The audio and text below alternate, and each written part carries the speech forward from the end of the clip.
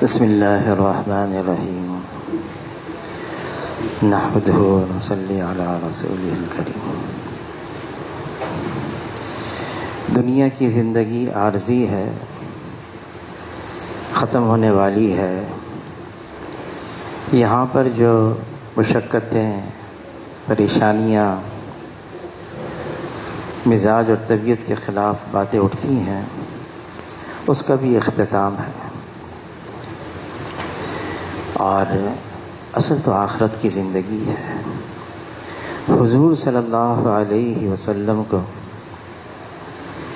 زمین کے خزانوں کی چابیاں پیش کی گئیں، حضور صلی اللہ علیہ وسلم نے قبول نہیں فرمایا، بلکہ آخرت کو ترجیح دی۔ دین پر چلنا ہے، اس میں ظاہری اعتبار سے مشقت ہے، مجاہدہ ہے، تکلیفیں بھی ہیں، لیکن ظاہری اعتبار سے ہے، اندرونی طور سے آدمی مطمئن ہے، اطمینان ہے، خوشیاں ہیں، سکون ہے، اس کو کسی اور چیز کی حاجت نہیں ہے۔ وہ مطمئن اس اعتبار سے ہے کہ میں نے اللہ کے حکم کو حضور صلی اللہ علیہ وسلم کے طریقے سے پورا کیا ہے، اس لیے وہ مطمئن ہے، چاہے ظاہری چیزیں اس کے مخالف ہوں۔ ایک صحابی ہیں، عشاء کی نماز کے بعد حضور صلی اللہ علیہ وسلم کی خدمت میں حاضر ہوئے اور مٹھی بھر کھجوریں لے کر آئے اور عرض کیا، اللہ کے رسول، یہ آپ کی خدمت میں ہے۔ میں نے صبح فجر کی نماز کے بعد دیکھا کہ آپ کے چہرے پر مشقت اور فاقے کے اثرات ہیں، تو میں نے یہ کیا، سارا دن میں نے مزدوری کی اور یہ مٹھی بھر کھجوریں مزدوری میں لے کر میں آپ کی خدمت میں لے کر آیا ہوں۔ تو اس پر حضور صلی اللہ علیہ وسلم نے فرمایا، جس کا مفہوم ہے، تم کو مجھ سے محبت ہے؟ تو عرض کیا، اللہ کے رسول، بہت محبت ہے۔ پھر حضور صلی اللہ علیہ وسلم نے فرمایا، مصائب کے لیے تیار ہو جاؤ، مصائب کے لیے تیار ہو جاؤ۔ ظاہری شکل کے اندر، ظاہری اعتبار سے مشقت، قربانی، مجاہدہ، اپنے آپ کو پسنا، لیکن اندرونی طور سے اس میں جو آدمی کے اندر سرور آتا ہے، اطمینان آتا ہے، خوشیاں ملتی ہیں، وہ اور چیزوں میں نہیں ملتی۔ عمر رضی اللہ تعالیٰ عنہ خلیفہ وقت ہیں، امیر المومنین ہیں۔ ایک ملک کے سربراہ نے اپنا ایلچی بھیجا، یہ پیغام جا کے دے دو۔ اب وہ آیا، آنے کے بعد اس نے مدینہ منورہ کی گلیوں میں گھوم پھر کر دیکھا، یہ تو سارے مکان ایک جیسے ہیں، کچے ہیں، سیدھے سادے ہیں۔ پوچھا ایک آدمی سے کہ تمہارا جو سربراہ ہے، تمہارا بڑا ہے، بادشاہ ہے، اس کا محل کہاں ہے؟ تو انہوں نے کہا کہ یہاں، اگر آپ عمر رضی اللہ تعالیٰ کے بارے میں پوچھ رہے ہیں تو ان کا تو کوئی محل نہیں ہے۔ ہاں، اس وقت دوپہر کا وقت ہے، وہ کچھ آرام کرتے ہیں، ان کی عادت ہے۔ یہ راستہ ہے، یہاں جاؤ اور ایک درخت ہوگا، اس کے نیچے وہ آرام کر رہے ہوں گے۔ تو یہ شخص سوچنے لگا، یہ مجھ سے مذاق کر رہا ہے، میں اس سے ملک کے بادشاہ کا، سربراہ کا مکان پوچھ رہا ہوں، محل پوچھ رہا ہوں، اور یہ کہہ رہا کہ یہ راستہ ہے، یہاں ایک درخت ہوگا، اس کے نیچے آرام کرتے ہیں۔ خیر، یہ صاحب پھر بعد میں کہنے لگے اپنے آپ سے، مدینے میں تو کوئی جھوٹ نہیں بولتا ہے، اس نے جھوٹ نہیں بولا مجھ سے، جو راستہ بتایا اس راستے پر چلے، دیکھا کہ ایک جنگلی درخت ہے، مشکل سے اس کا کوئی سایہ ہوگا. ایک آدمی تنہا، کوئی پہرے دار نہیں، کوئی چوکیدار نہیں، اور اپنا ہاتھ سر کے نیچے رکھ کر سو رہا ہے، پسینے آ رہے ہیں. تو یہ جو سفیر تھا کسی ملک کا تھر تھر کانپنے لگا.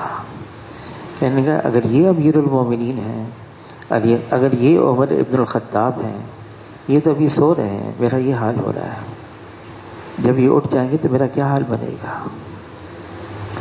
اطمینان سے سو رہے ہیں، کسی چیز کا خوف نہیں. کیا ہے؟ دین پر کامل مکمل طور سے چلنے والے. عثمان رضی اللہ تعالیٰ عنہ مسجد نبوی میں آرام کر رہے ہیں، اور ایسے ہی آرام کر کنکریوں پر اٹھے، کنکریوں کے نشانات بدن پر ظاہر ہونے لگے. تو کسی نے کہا کہ یہ ہے امیر المومنین عثمان غنی، یہ ہے امیر المومنین عثمان غنی. حضور صلی اللہ علیہ وسلم 1 مہینے تک اپنی ازواج مطہرات سے الگ ہو گئے. کسی بات پر مشہور ہو گیا مدینہ منورہ میں کہ حضور صلی اللہ علیہ وسلم نے بیویوں کو طلاق دے دی. حالانکہ ایسی بات نہیں تھی، لیکن اللہ تعالیٰ نے آنے والی امت کو بہت ساری باتیں سمجھانی تھی. عمر رضی اللہ تعالیٰ نے اپنی بیٹی حفصہ کے پاس گئے، برا بھلا کہنے لگے، کتنی دفعہ سمجھایا ایسا مت کرنا، ایسا نہ کہنا.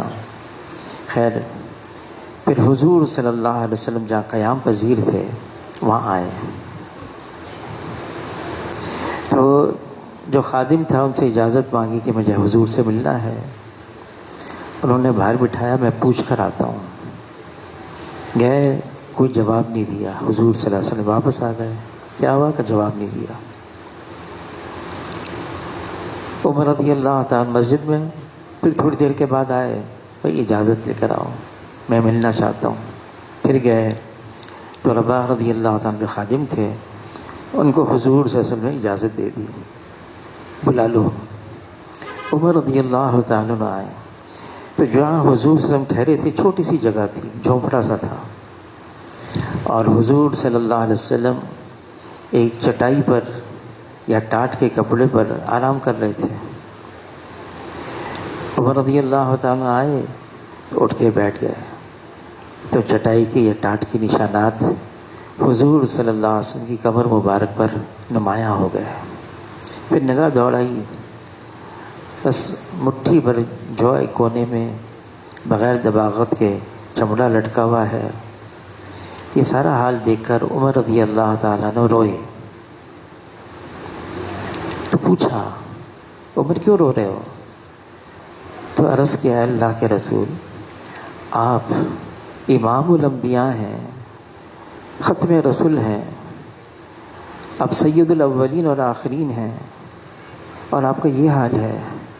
کیسر اور کسرا تو دنیا کے اندر مزے اڑائیں اور آپ اتنی مشقت میں. تو حضور صلی اللہ علیہ وسلم نے فرمایا جس کا مفہوم ہے، اے عمر تم اس دھوکے میں نہ پڑنا. اللہ نے ہمارے لیے آخرت رکھی ہے، ان کے لیے دنیا ہے، ان کے لیے دنیا ہے. حضور صلی اللہ علیہ وسلم نے فرمایا الدنیا سجن المومن، دنیا مومن کے لیے قید خانہ ہے. ہاں کافر کے لیے جنت ہے، مزے کرے وہ، تھوڑا سا وقت ہے. ایمان والے کے لیے تو قید خانہ ہے، مشقت ہے، اور یہاں پر قربانی دینی ہوتی ہے. اللہ تعالیٰ نے جب جنت کو بنایا تو جبرائیل علیہ السلام سے فرمایا کہ جا کے دیکھ کر آ جاؤ. دیکھ لیا، یا اللہ، ایسی لذتیں، ایسے انعامات، ایسی راحتیں. پتہ چلے گا آپ کے بندوں کو، وہ سب جائیں گے اندر، پوری کوشش کریں گے. اللہ نے جنت کو ڈھانک دیا، مشقت سے، مجاہدے سے، قربانی سے، طبیعت کے خلاف کرنے سے، پھر جبرائیل علیہ السلام سے فرمایا جا کے دیکھ کر آؤ۔ جبرائیل علیہ السلام نے دیکھا، عرض کیا یا اللہ اب تو ڈر ہے، کوئی جائے شاید، اتنی مشقت مجاہدہ، جنت کو تو اسی طرح سے ڈھکا ہوا ہے اللہ نے، اور کامیاب وہی ہے وَمَنْ زُحْزِحَ عَنِ النَّارِ وَأُدْخِلَ الْجَنَّةَ فَقَدْ فَازَ، جو جہنم سے کھینچ لیا گیا ہو، جنت میں داخل کر دیا گیا ہو، بس یہی کامیاب ہے، اس کے علاوہ کوئی اور کامیابی نہیں۔ دنیا کے اندر چیزیں مل جائیں، سامان مل جائے، نقشے حاصل ہو جائیں، کوئی منصب مل جائے، کوئی عہدہ مل جائے، کوئی ڈگری مل جائے، یہ کوئی کامیابی کی باتیں نہیں ہیں۔ مغربی دنیا کے اندر یہ سارے اسباب ہیں، راحت کے، آرام کے، آسائش کے، لیکن زندگی تنگ ہے۔ وہ کیا وجہ ہے؟ سب کچھ ہے، زندگی کیوں تنگ ہے؟ ان کے پاس بہت عالیشان مکانات بھی ہیں، مکانات کے اندر ساز و سامان بھی ہے۔ ایک دفعہ کیا ہوا، امریکہ میں بالٹیمور ایک شہر ہے، تو یہاں ایک ہماری اسی محلے میں ایک ڈاکٹر صاحب وہاں چلے گئے، منتقل ہو گئے، تو انہوں نے کہا مجھ سے، یہ 90 کی باتیں ہیں کہ میں آپ کو اپنے گھر لے کے چلوں، میرے بیوی بچے پاکستان گئے ہوئے ہیں، میں آپ کو اکرام بھی کروں گا، اپنے گھر بھی لے کے چلوں گا۔ مجھے اپنی گاڑی میں بٹھایا، اور جب گھر پہنچے تو اب گاڑی میں ہی بیٹھے ہوئے تھے، انہوں نے ایک بٹن دبایا تو گیراج کا دروازہ کھل گیا۔ ہم اندر گئے، گیراج کی لائٹ خود بخود کھل گئی۔ پھر اس کے بعد ہم اندر داخل ہوئے مکان کے اندر، انہوں نے مجھے بٹھایا۔ اس وقت ہمارے یہاں پاکستان میں مائکرو اوون تھا نہیں، انہوں نے فریج سے کھانا نکالا، مائکرو اوون میں گرم کیا۔ میں نے کہا میں ہاتھ دھو لوں؟ کہاں وہاں ہے نلکا۔ اب اس میں نلکے میں ٹوٹی تو تھی نہیں، اس نے کہا نہیں ہاتھ نیچے رکھیں، خود بخود پانی آئے گا۔ اس کے نیچے ہاتھ رکھا، پانی خود بخود آنے لگا، ہاتھ دھو لیا، بیٹھ گئے۔ تو مجھ سے کہنے لگے ڈاکٹر صاحب کہ دیکھو شروع وہاں سے لے کر یہاں تک آپ نے دیکھا کہ دروازہ بھی کھل گیا، کھانا بھی گرم ہو گیا، آپ نے ہاتھ بھی دھو لیا، ہم کتنا وقت بچا رہے ہیں یہاں پر۔ تو میں نے ان سے پوچھا، سوال کیا، اگر آپ یہاں پر ان چیزوں سے وقت بچا رہے ہیں، اس کا مطلب آپ کے پاس بہت وقت ہوگا، بچا رہے ہیں وقت، بہت وقت ہے آپ کے پاس۔ تو وہ میری طرف حیرت سے دیکھنے لگے اور کہنے لگے بس یہی ہمارے پاس نہیں ہے، یہی ہمارے پاس نہیں ہے۔ شیخ الحدیث مولانا زکریا صاحب رحمۃ اللہ علیہ نے ایک موقع پر فرمایا، مجھے مولانا احسان صاحب پر بڑا رشک آتا ہے، انہوں نے تبلیغ کو، تعلیم کو، تصوف کو، تصنیف کو کیسے ایک وقت میں جمع کر دیا۔ تو مولانا احسان صاحب ہم سے بات فرما رہے تھے، اس کے بعد فرمانے لگے، میں روزانہ ایک تسبیح اس کی پڑھتا ہوں کہ اللہ تعالیٰ میرے اوقات میں برکت عطا فرما دے۔ اللہم بارک لنا فی اعمالنا وبارک لنا فی اوقاتنا وبارک لنا فی ما اعطیتنا۔ اللہم بارک لنا فی اعمالنا، اللہم بارک لنا فی اوقاتنا، اللہم بارک لنا فی ما اعطیتنا۔ اے اللہ میرے اعمال میں برکت عطا فرما، میرے اوقات میں برکت عطا فرما، مجھے برکت عطا فرما۔ اب برکت ایک ایسی دولت ہے، یہ مغربی دنیا میں ان کی زبانوں میں اس کا کوئی ترجمہ نہیں ہے، وہ سمجھ ہی نہیں سکتے یہ کیا چیز ہے۔ مولانا یوسف کاندھیلوی رحمۃ اللہ علیہ 28 سال کی عمر میں ان پر ذمہ داری ڈالی گئی۔ مولانا الیاس صاحب رحمۃ اللہ علیہ کا انتقال ہو گیا تھا، اور 48 سال میں ان کا انتقال ہو گیا. تھوڑا سا وقت ملا، لیکن اس تھوڑے سے وقت میں اللہ نے وہ برکت دے دی، کام کہاں سے کہاں پہنچ گیا. یہ سارا نظام اللہ چلا رہے ہیں. اگر اللہ کے لیے ہم مشقت اٹھائیں گے، قربانی دیں گے، تو اللہ تعالیٰ سارا انتظام کر لیں گے. اب وہاں کے لوگ دیکھا ہے، ان کے مکانات ہر جگہ قالین ہیں، سہولتیں ہیں، آسانیاں ہیں، لیکن دل کا اطمینان، دل کا سکون، یہ تو صرف اللہ کے تعلق اور اللہ کے ذکر میں ہے. ہماری جماعت گئی یونیورسٹی آف سین فرانسسکو، تو وہاں پر ایک مدینہ منورہ کا طالب علم تھا، اب تو ماشاءاللہ انجینئر بن گیا وہ.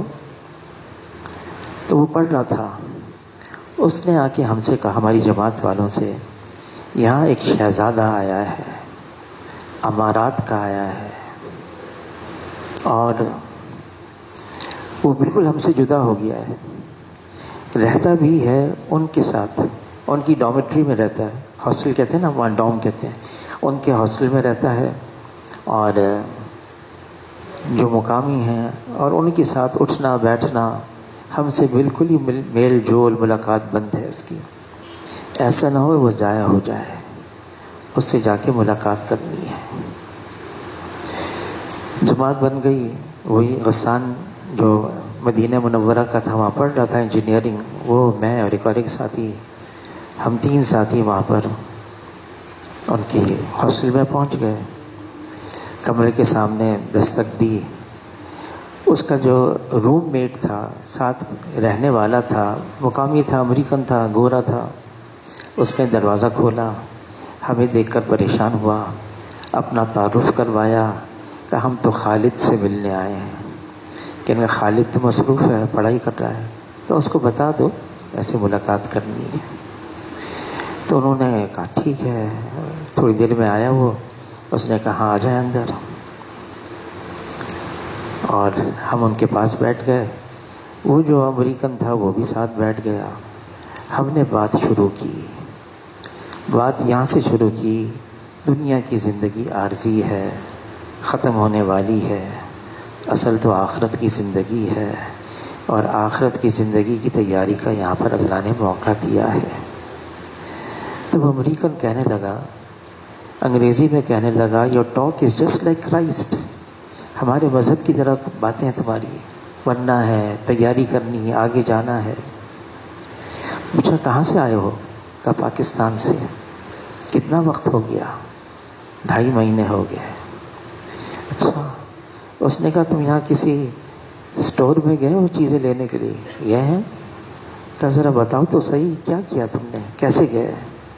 کہا باہر ایک گاڑی ہوتی ہے، وہ لے لیتے ہیں، اندر جاتے ہیں، گلیاں بنی ہوئی ہیں، سامان رکھے ہوئے ہیں شیلف پر، جو چیز پسند ہو وہ لے کر ہم گاڑی میں رکھ دیتے ہیں. آتے ہیں کاؤنٹر پر، وہاں عورتیں بیٹھی ہیں، اس کو چیک کرتی ہیں کمپیوٹر سے، اور پھر وہ کہتے ہیں اتنا بل بنا، پیسے دے دیتے ہیں $، اور وہ چیز اپنے لے کے چلے جاتے ہیں. تو وہ انگریز کہنے لگا، امریکن کہنے لگا کہ یہاں پر اسٹور میں، ہمارے یہاں جو مرضی آئے لے لو، خرید سکتے ہو. اگر آپ کو پوسٹیج اسٹیمپ چاہیے تو وہ یہاں مل جائے گی، آپ کو گوشت چاہیے تو مل جائے گا، آپ کو دودھ چاہیے تو مل جائے گا، جو چیز آپ کو چاہیے یہاں سٹورز میں مل جاتی ہے. اتنے بڑے بڑے سٹور ہیں ہمارے. وہ کہنے لگا لیکن 2 چیزیں یہاں نہیں ملتی. انگریزی میں کہنے لگا 2 things not available in any of the stores of the United States. کوئی چیز، 2 چیزیں نہیں ملتی یہاں پر. ہم چونک گئے. وہ 2 چیزیں کیا ہیں جو آپ کے امریکہ کے اسٹور میں نہیں ملتی، دکانوں میں نہیں ملتی؟ وہ کیا چیز ہے؟ تو وہ کہنے لگا انگریزی میں، one is peace of mind and the other is contentment of heart. ایک ذہنی سکون ہے اور ایک دل کا اطمینان ہے. یہ کہیں کسی دکان پر، کسی اسٹور پر یہاں پر نہیں ملتا۔ تو غسان کہنے لگا میں تو یہیں کا طالب علم ہوں اور میں یہاں کے لوگوں کو جانتا ہوں، واقف ہوں، وہ لوگ ایسی باتیں نہیں کرتے، تم ایسی بات کیوں کر رہے ہو؟ کیا ہو گیا تمہارے دماغ میں، تمہارے ذہن میں کیا بات ہے؟ تو وہ کہنے لگا کہ میرا یہاں پر ایک مشہور گانا گانے والا تھا اور میں اس کا بہت بڑا فین تھا، بہت میں اس کو چاہتا تھا، جوان تھا، اس نے خودکشی کر لی اور اس کی جیب سے ایک پرچہ ملا اور اس میں یہ لکھا ہوا I am dying a lonely man, میں تنہائی کی موت مر رہا ہوں۔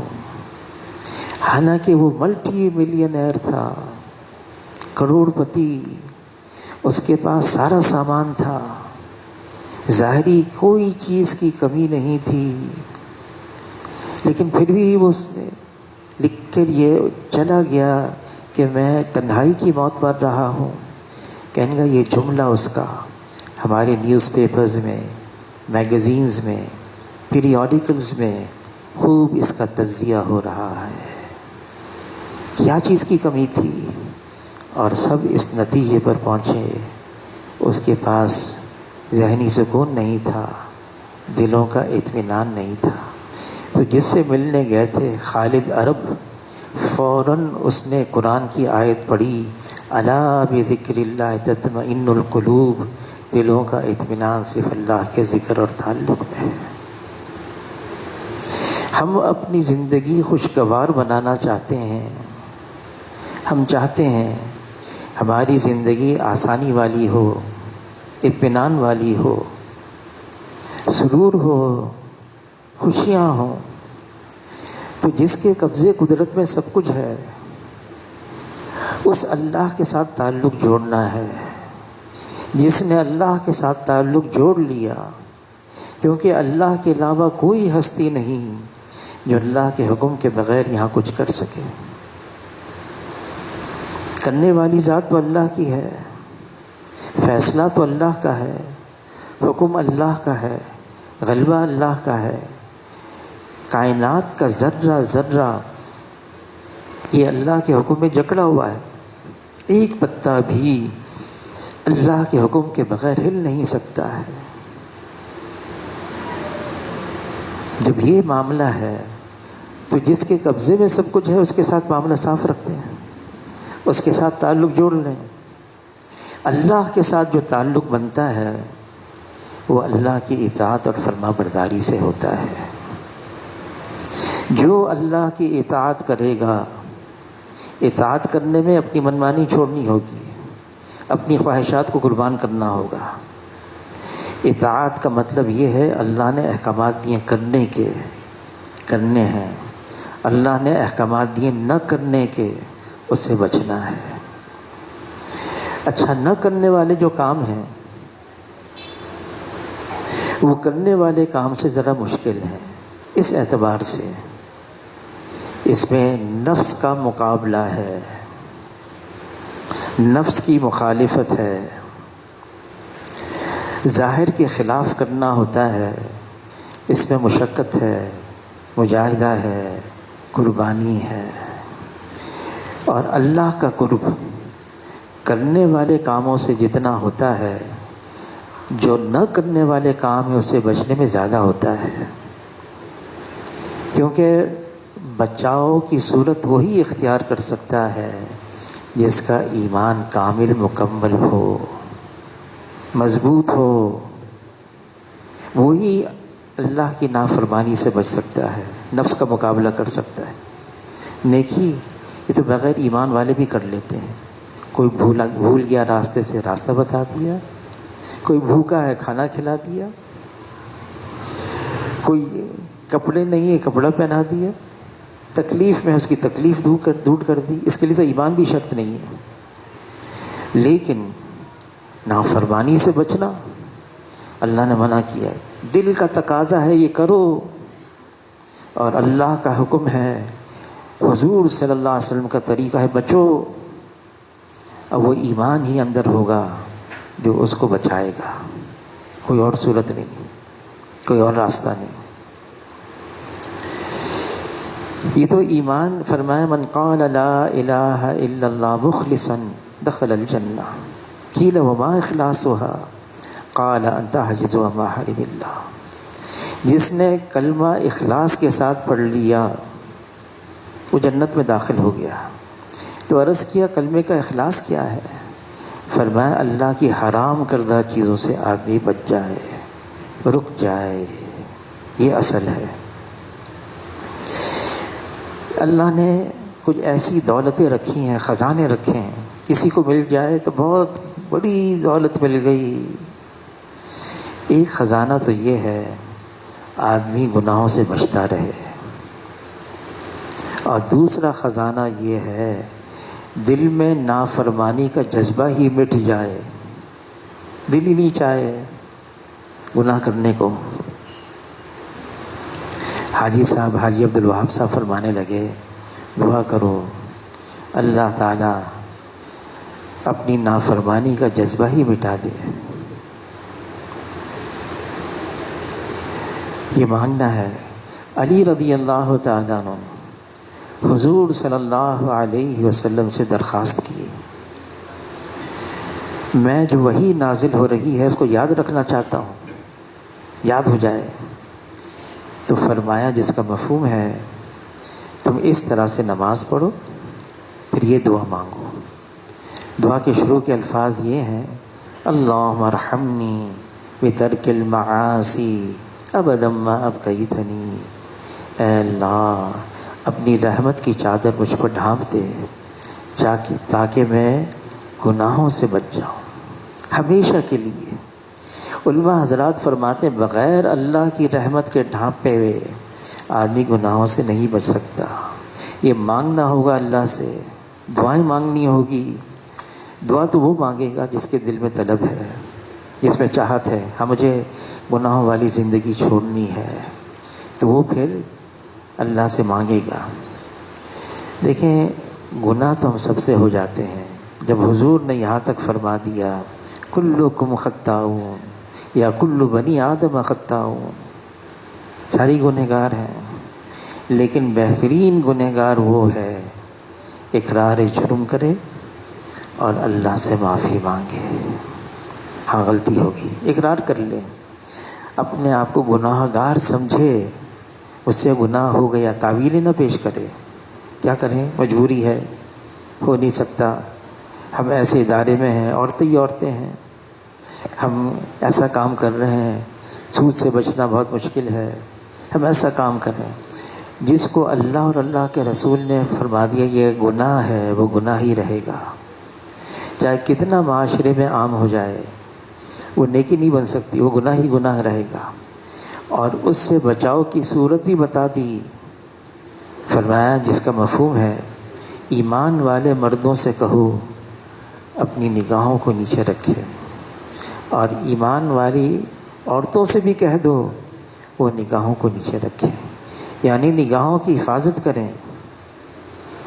حاجی صاحب، حاجی عبدالوہاب صاحب فرمانے لگے میں رائے سے لاہور جا رہا تھا تو میں نے وہاں دیکھا جو بل بورڈز ہوتے ہیں، سائن بورڈز، عورتوں کی تصویریں لگی ہوئی ہیں، تو میں پریشان ہو گیا۔ اب جو گزرے گا تو اس کی نگاہ ان تصویروں پر پڑے گی۔ پھر فرمانے لگے جب تصویر آدمی دیکھتا ہے نا تو پھر اس کے ذہن میں اس کو جس طرح سے چاہے اس کو بنا لے، اس کا ذہن جو ہے نا گھومتا رہے گا، جس طرح سے چاہے اس کو بنا لے، کوئی روک تو ہے نہیں۔ تو فرمائے کتنے ساتھی گناہ گار ہوتے ہوں گے۔ تو حاجی صاحب فرمانے کے بہت پریشان ہو گیا۔ ایک تو یہ ہے کہ آدمی اپنی پوری قوت اور طاقت استعمال کرے، مجھے نہیں کرنا، مجھے نہیں دیکھنا۔ حضور صلی اللہ علیہ وسلم کے گھر کے اندر حضور صلی اللہ علیہ وسلم ایک صحابی کو لے کر آئے، عبداللہ ابن مکتوم رضی اللہ تعالیٰ، نابینا تھے۔ تو حضور نے فرمایا عائشہ رضی اللہ تعالیٰ عنہ سے پردہ کرو۔ عرض کیا اے اللہ کے رسول یہ تو نابینا ہے، اس کو تو نظر کچھ نہیں آتا، یہ تو اندھا ہے۔ فرمایا جس کا مفہوم یہ اندھا ہے، تم تو اندھی نہیں ہو، تم تو پردہ کرو۔ یعنی ہمیں تو پردہ کرنا ہوگا. بہت ساری چیزیں ایسی ہیں آج معاشرے میں عام ہو گئی ہیں اور اس کی وجہ سے پریشانیاں ہیں. آدمی جب گناہوں میں لگ جاتا ہے، گناہوں میں پڑ جاتا ہے اور اپنے آپ کو بچاتا بھی نہیں. چلو آدمی اپنے آپ کو بچانے کی کوشش تو کرے، توبہ استغفار تو کرے. جب نہ بچانے کی کوشش کرتا ہے نہ توبہ استغفار کرتا ہے، پھر اس کی زندگی بہت ہی پریشانی والی ہو جاتی ہے. دیکھیے اللہ تعالیٰ کلام پاک میں فرما رہے ہیں، کلام پاک میں کیا فرما رہے ہیں؟ وَمَنْ أَعْرَضَ عَنْ ذِكْرِي. تم نے اللہ سے منہ موڑ دیا، کیا پابندی والی زندگی اختیار کریں، مزے کرو، خواہشات والی زندگی گزارو. تو اللہ تعالیٰ کیا فرما رہے ہیں؟ وَمَنْ أَعْرَضَ عَنْ ذِكْرِي فَإِنَّ لَهُ مَعِيشَةً ضَنْكًا. زندگی پریشانی والی ہوگی، زندگی مصیبت والی ہوگی، زندگی تنگ ہو جائے گی، زندگی میں کوئی خوشی نہیں آئے گی. پھر پریشانیاں ہی پریشانیاں. ساری راحت کا سامان کیا ہوا ہے، بہت اچھا بیڈ روم ہے، نرم نرم اس کا فوم ہے، ایئر کنڈیشن بھی چلا ہوا ہے، ساری رات کروٹ بدل رہے، نیند نہیں آ رہی ہے. نیند تو اللہ کے خزانوں سے آتی ہے، سامان ہے آسائش کے، راحت کے. دل بہت پریشان ہے، دلوں میں اطمینان تو اللہ کے خزانوں سے آتا ہے. جب تک اللہ کے ساتھ ہم قرب اور تعلق نہیں جوڑیں گے، اور کیسے؟ گناہوں سے اپنے آپ کو چھڑائیں گے نہیں، جدا نہیں کریں گے.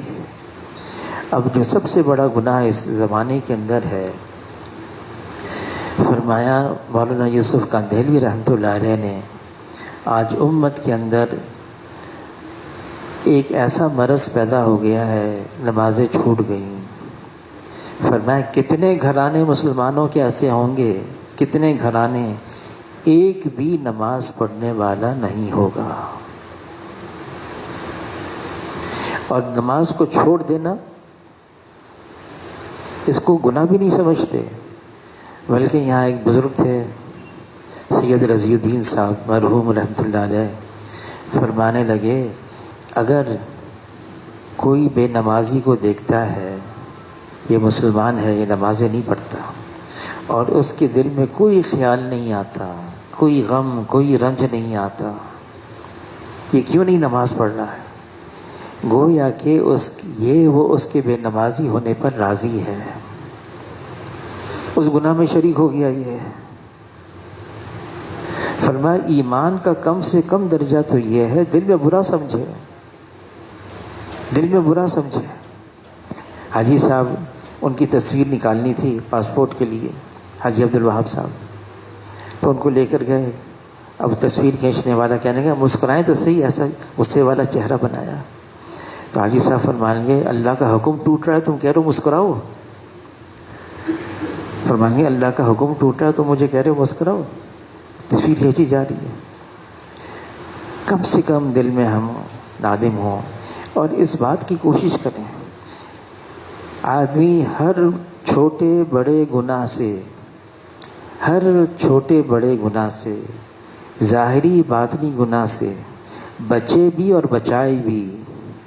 یہ امت کا ہے کام، بچنا بھی ہے بچانا بھی ہے. یہ نہیں کہ میں تو بچا ہوا ہوں.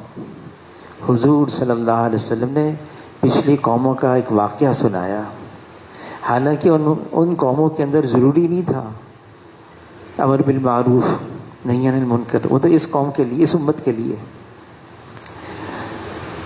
تو حضور صلی اللہ علیہ وسلم نے واقعہ سنایا. ایک بستی پہ اللہ نے حکم دیا کہ جا کے اس کو الٹ دو، عذاب. تو عرض کیا ہے اللہ، اس بستی میں ایک ایسا شخص ہے جو پلک جھپکنے کے برابر بھی آپ کی ذات سے غافل نہیں ہے. حکم ہوا اس کو اوپر رکھو، پھر بستی کو الٹو. عرض کیا کیوں؟ کہ میری نافرمانی عام ہوتی رہی، لوگ میرے خلاف بغاوت کرتے رہے، اس کے ماتھے پر بل بھی نہیں آیا. یہ تو پچھلی قوم کا واقعہ، اور پھر اس امت کا. جس کے ذمہ کام لگایا گیا ہے، بچو بھی بچاؤ بھی، اللہ کی نافرمانی سے بچنا ہے اور بچانا ہے، یہ ہمارا کام ہے۔ اور اگر یہ نہیں کرتے، کم سے کم اتنا تو کر لیں، ہم اللہ کے سامنے استغفار کریں، معافی مانگیں، اپنی طرف سے بھی، ساری امت کی طرف سے بھی۔ اے اللہ تو معاف کر دے، ساری امت کی طرف سے۔ جب یوسف علیہ السلام کے بھائیوں نے کہا یعقوب علیہ السلام سے آپ ہمارے لیے استغفار کریں، اللہ سے معافی مانگیں، تو یعقوب علیہ السلام نے فرمایا ہاں میں تمہاری طرف سے اللہ سے معافی مانگوں گا۔ ہم ساری امت کی طرف سے معافی مانگیں، استغفار کریں۔ اللہ تعالیٰ فرماتے ہیں، اس کا مفہوم ہے جب تک حضور صلی اللہ علیہ وسلم اس امت میں نفس نفیس موجود ہیں، یا جب تک استغفار کرنے والے موجود ہیں، اللہ تعالیٰ کوئی عمومی عذاب نہیں بھیجیں گے۔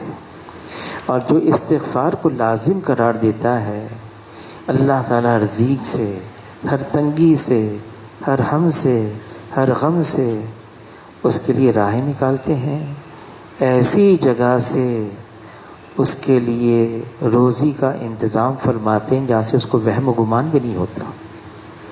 حضور صلی اللہ علیہ وسلم بخشے بخشائے ہیں، لیکن صحابی کہتے ہیں مجلس میں بیٹھا ہوا تھا، میں گننے لگا حضور صلی اللہ علیہ وسلم کتنی دفعہ استغفار کر رہے ہیں، اور 70 مرتبہ حضور صلی اللہ علیہ وسلم نے استغفار کی۔